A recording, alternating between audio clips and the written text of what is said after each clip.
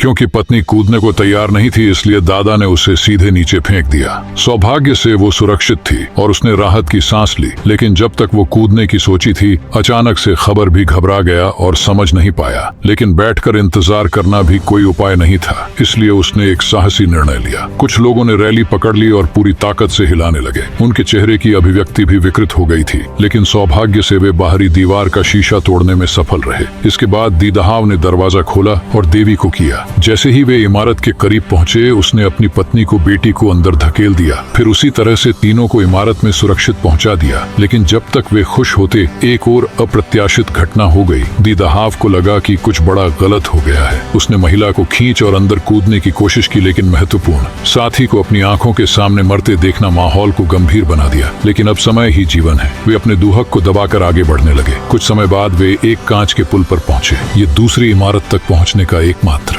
रास्ता था, लेकिन उन्होंने ध्यान नहीं दिया कि हर कदम पर उनके नीचे का काम भी दरार डाल रहा था। सौभाग्य से इस समय बचाव दल का कप्तान आ गया और उन्हें रोक दिया। जब उन्होंने समझाया तो सभी के रोंगटे खड़े हो गए और वे तुरंत इमारत के किनारे लौट आए, लेकिन अन्य लोग पीछे हट सकते थे। फायरमैन वे सावधानी से आगे बढ़े और जहां जहां चले वहां फ्लोरोसिस्टिक से निशान बनाए, ताकि अन्य लोग भी सुरक्षित चल सके। जैसे जैसे फायरमैन आगे बढ़ते गए, दूर खड़े लोग चिंतित हो गए, लेकिन सौभाग्य से फायर मनन सुरक्षित रूप से दूसरी ओर पहुंचे। फिर एक साथी को वहां छोड़कर वापस लौटे। उन्होंने गर्भवती महिलाओं और बच्चों को पहले निकालने की व्यवस्था की और उन्हें कोरो निशान के अनुसार चलने की सलाह दी। गर्भवती महिला अपने बड़े बेटे के साथ प्रार्थना करती हुई छोटी लड़की के पीछे चल रही थी। कभी अचानक पीछे से एक विस्फोट की आवाज आई और उनके नीचे का दाल शूट नहीं मिला। गर्भवती महिला और बच्चा घर के मारे वहीं खड़े रहते हैं। वे बस चुपचाप हो रहे थे। फायरमैन की पुकार हो, वे आगे बढ़ने की हिम्मत नहीं कर सकते। सभी की चिंता बढ़ गई। मदद के लिए आगे बढ़ना चाहते थे, लेकिन वजन बढ़ने से कांच के फुलके गिरने का डर था। लेकिन किसी ने नहीं सोचा था कि एक मध्यम आयु का आदमी बिना किसी की परवाह किए दौड़ने लगा। इस समय उसके दिमाग में से अपनी जान बचाने की बात थी। उसने रास्ते में आई गर्भवती महिला को भी धक्का दे दिया, लेकिन जब वो आदमी आधे रास्ते में पहुंचा तो उसने देखा कि उसके नीचे की दरारें मकड़ी के जान की तरह फैल रही थी और वो गहरे खाई में गिर गया। और भी बुरा ये था कि उस आदमी की हरकतों के कारण सच का पुल बड़े पैमाने पर गिरने लगा। कप्तान ने स्थिति को गिरती देखा और गर्भवती महिला को वापस लाने का जोखिम उठाया, लेकिन छोटी लड़की पहले लड़की को पकड़ लिया और फिर पागलों की तरह दबा। सुरक्षित है। उनका दिल अब शांत हो गया, लेकिन उन्हें नहीं पता था कि कंप्यूटर सिमुलेशन के अनुसार इमारत कभी भी गिर सकती है। खतरे को कम करने के लिए